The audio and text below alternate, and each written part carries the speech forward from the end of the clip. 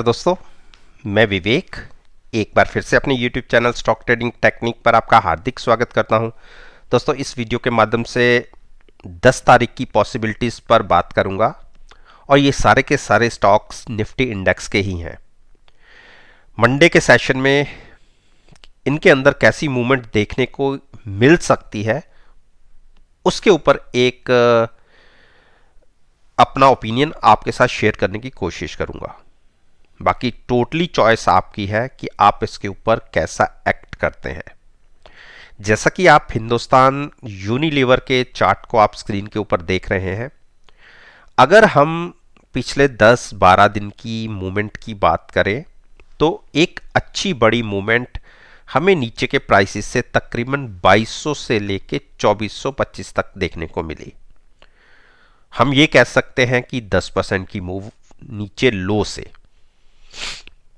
अगर आप मेरे को फॉलो करते हैं और मेरी वीडियोस को देखते हैं तो आपको ध्यान होगा कि मैंने यहां पर 2400 के आसपास एक ट्रेड लेने की बातें की थी तकरीबन पिछले मंथ के अंदर, और हेजिंग के साथ हमारा ट्रेड था और वहां से तकरीबन मार्केट के अंदर कोरोना वायरस की वजह से एक जैसा कि क्रैश देखने को मिला और स्टॉक ने तकरीबन 5 से 7% की वहां से गिरावट दिखा दी थी और उसके बाद एक sharp recovery pre budget rally की देखने को मिली और तकरीबन उन्हीं प्राइसेस के आसपास हम लौट के फिर से आ गए हैं। तो अब यहां से कैसी पॉसिबिलिटी देखने को मिल सकती है? जब तक आप ये मान के चलिए कि 100 डेज मूविंग एवरेज के ऊपर ट्रेड कर रहे हैं, 50 डेज मूविंग एवरेज के ऊपर जब तक ट्रेड कर रहे हैं, चिंता नहीं होनी चाहिए। चिंता होगी जब 2300 नीचे की तरफ ब्रेक करेगा, और जिसकी पॉसिबिलिटी काफ़ी कम है क्योंकि कोरोना वायरस की जो न्यूज़ थी स्टॉक मार्केट तकरीबन उसको पूरा फैक्टरिंग कर चुका है, और क्योंकि अब हम तकरीबन लाख सवा लाख केसेस के आसपास दिन में आ रहे हैं, उसके बावजूद हमारी मार्केट नए हाइस पर क्लोज हो रही है रोज। तो लॉन्ग पोजीशन ली जा सकती है, लेकिन हैजिंग के साथ पुट बाय करके फ्यूचर्स को लॉन्ग किया जा सकता है। और कोशिश करिएगा कि अगर हैजिंग के लिए ऑप्शन जो बाय करें वो एट द मनी हो तो ज़्यादा अच्छा है, अदरवाइज जितनी दूर की होगी उतने रिस्क ज़्यादा ओपन हो जाएंगे। अब हम बात करते हैं HPCL। देखिए, HPCL के अंदर भी जैसे ऐसी डिसइन्वेस्टमेंट की बातें आ रही हैं, हो सकता है कि इस कंपनी को भी अगले फाइनेंशियल ईयर के अंदर कुछ इसमें भी न्यूज़ देखने को मिल जाए। तो क्रूड जैसे गिर रहा था उसका बेनिफिट इस कंपनी को भी पिछले दिनों देखने को मिला। हम तकरीबन $70 पर बैरल के आसपास भी ट्रेड किए, और जब हम $70 के आसपास थे वहां से स्टॉक ने मूवमेंट दिखानी शुरू करी, और रिसेंटली जो कल की क्लोजिंग थी वो $82 पर बैरल के आसपास की थी, और उस हिसाब से इस स्टॉक ने हाईज लगाए और हमने 325 इंट्राडे के अंदर हाई भी देखा। तो अब यहां से क्या पॉसिबिलिटी दिख सकती है? देखिए, अभी RSI का लेवल में काफ़ी गुंजाइश है ऊपर तक जाने की। हम 65 के आसपास ट्रेड कर रहे हैं और एक बुलिश क्रॉसओवर भी है। तो 305 के नीचे गिरावट में थोड़ी चिंता जरूर बनती है, लेकिन जिसकी पॉसिबिलिटी काफ़ी कम है। हाँ, क्रूड के अंदर अगर उछाल आया तो उसका नेगेटिव इंपैक्ट दिखेगा। तो जब तक हम 305 के ऊपर हैं या 300 का प्राइस पकड़ लीजिए, तब तक आप लॉन्ग में बने रह सकते हैं। तो यहां से भी लॉन्ग किया जा सकता है। Next stock ITC। देखिए, ITC जैसा कि मैंने पहले भी बात करी थी कि मुझे इस स्टॉक के अंदर नीचे में जब ये 262 के प्राइसेस पर ट्रेड कर रहा था, मैंने कहा था कि मुझे इसका टारगेट नीचे 204 से 205 के बीच में दिखता है, और उस टारगेट को आने में केवल और केवल 25 से 30 दिन लगे। और नीचे का लो जो हमने देखा वो 209 तक का भी देख लिया। 209 और 204 में कोई खास फर्क नहीं, 3 से 4 रुपए का फर्क रह गया था। और ये बातें मैंने करी थी जब 262 के प्राइसेस थे। और आप देखिए 209 से स्टॉक ने वापसी 220 तक की अभी जर्नी कर कंप्लीट की है। इस स्टॉक को आप फिर से आपको मिलेगा 209 के आसपास और वहां पर आप इसको लॉन्ग कर सकते हैं। इन प्राइसेस पर मैं अभी भी कहूंगा कि कंसोलिडेशन का फेज चल रहा है। अगर 210 के नीचे मिले तो आप लॉन्ग करिए और होराइजन रखिए कम से कम अगले 2 से 3 महीने का। हिंडाल्को, देखिए हिंडाल्को ने जो नीचे के लो से 408 से 490 की जर्नी तकरीबन हमने 1 महीने में कंप्लीट की है।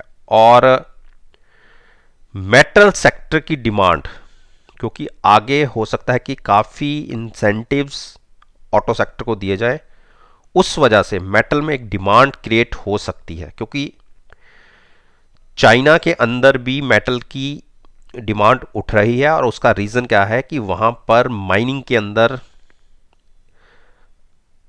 चाइना ने काफ़ी बंदिशें लगा दी हैं।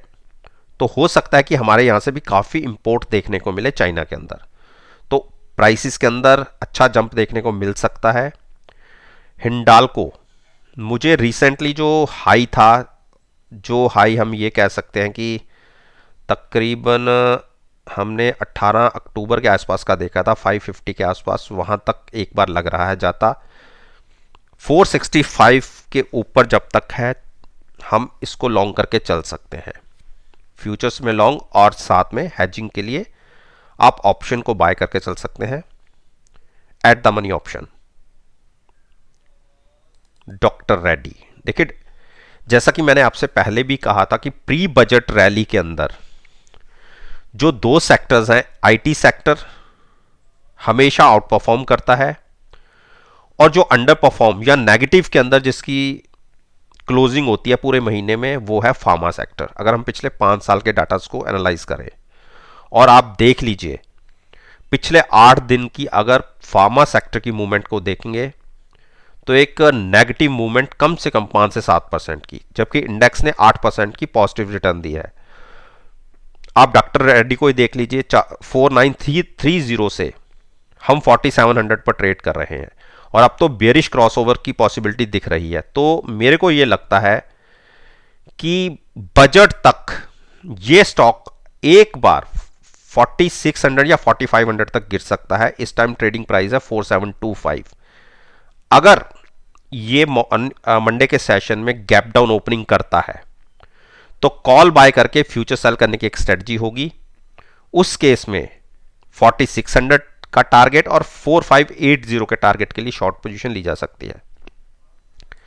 सिप्ला, देखिए सिप्ला में भी वही चांसेस बन रहे हैं जैसा कि मैंने डॉक्टर रेड्डी के अंदर बोले। अगर 910 के नीचे ट्रेडिंग मिलती है, इस टाइम ट्रेडिंग हो रही है 925 और हमने जहां से गिरना शुरू किया था वो प्राइस था 960। आप देखिए 40 to 45 पॉइंट्स ये पिछले 5 दिन के अंदर गिरावट दिखा चुका है। और अगर मंडे के सेशन में 910 के नीचे ट्रेडिंग मिलती है तो आप ये मान के चलिए कि एक जबरदस्त गिरावट इस स्टॉक में दिख सकती है तकरीबन 880 तक। तो 910 के नीचे शॉर्ट पोजीशन कॉल बाय करके फ्यूचर सेल किया जा सकता है। उस केस में 880 का टारगेट हो सकता है। भारती, देखिए भारती ने एक नीचे से रिकवरी जरूर दिखाई है, लेकिन जैसी मूवमेंट बाकी स्टॉक्स में दिखी भारती में नहीं दिखी, तो मुझे इसमें कोई खास तेजी दिख नहीं रही, तो इसलिए स्टॉक को अवॉइड कीजिए।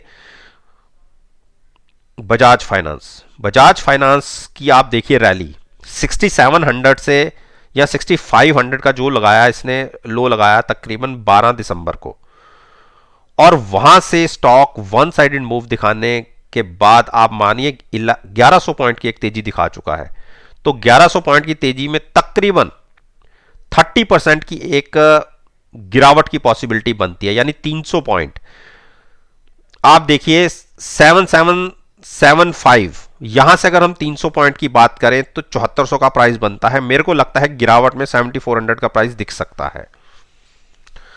तो मैं शॉर्ट करने की एडवाइस नहीं कर रहा, मेरे हिसाब से इसको अगर किसी ने बाय करना है तो 7350 या 7200 के बीच में लॉन्ग किया जा सकता है हेजिंग के साथ। अरविंदो फार्मा, देखिए अरविंदो फार्मा को जैसे मैं कह रहा हूं कि फार्मा सेक्टर में एक बड़ी गिरावट देखी जाती है हमेशा बजट से पहले, और उसी सिलसिले में ये तीसरा स्टॉक है जो अपने हाई से, जब मैंने आप पिछली वीडियो आपके साथ शेयर की थी, 750 से स्टॉक ने क्लोजिंग बेसिस पर 710 के प्राइसेस दिखा दिए, और अगर कल के दिन में मंडे के सेशन में 705 ब्रेक होता है नीचे की तरफ, तो इस स्टॉक में 670 तक के टारगेट आपको देखने को मिल सकते हैं। तो कॉल बाय करके फ्यूचर सेल करने की स्ट्रेटजी होगी 705 के नीचे, अगर 10 से 15 मिनट हमें ट्रेड मिलता है तो। हेजिंग जरूर इन्वॉल्व करनी है, साथ में कॉल बाय करना है, तब फ्यूचर सेल करना है। अंबुजा, देखिए अंबुजा सीमेंट, जैसा कि बजट के अंदर एक पॉसिबिलिटी बन सकती है इनके ऊपर भी जीएसटी का थोड़ा सा बर्डन कम करने की, तो हो सकता है कि इसके अंदर उसका इंपैक्ट देखने को मिले। जब तक 385 के ऊपर है मैं बेरिश नहीं हूं। मेरे हिसाब से इस स्टॉक को 420 425 के लिए बाय करके चला जा सकता है। 400 के आसपास भी, जो पिछला हाई था ऑलमोस्ट, आप देखिए नवंबर में इसने हाई बनाया था तकरीबन 436-37 का, तो उस प्राइस की तरफ एक बार बढ़ सकता है। 400 पर भी बाय किया जा सकता है, कॉल बाय करके फ्यूचर्स को, सॉरी पुट बाय करके कॉल फ्यूचर्स को बाय किया जा सकता है 420 के टारगेट के लिए। तो दोस्तों उम्मीद करता हूं कि आपको मेरी ये वीडियो पसंद आई होगी। अगर वीडियो पसंद आई है तो मेरे साथ मेरे चैनल पर जुड़िए, चैनल को सब्सक्राइब कीजिए और साथ में बेल आइकन का बटन को प्रेस करना मत भूलिएगा, ताकि नोटिफिकेशन टाइम से आप तक डिलीवर हो सके। इस बात के साथ मैं आपसे विदा लेता हूं और एक नई